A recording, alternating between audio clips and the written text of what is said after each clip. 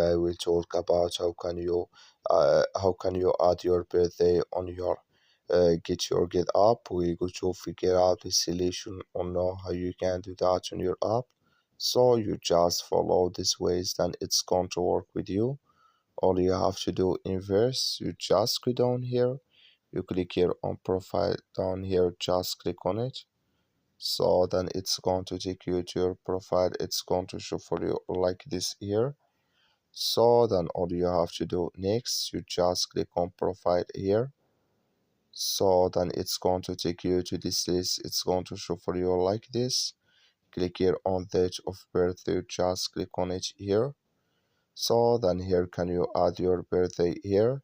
When you don't, just click here on OK. Then here automatically it's going to add with you on your GetYourGuide app. So that's all you have to do. That's all. Thank you for watching. Don't forget to support us by liking and subscribe.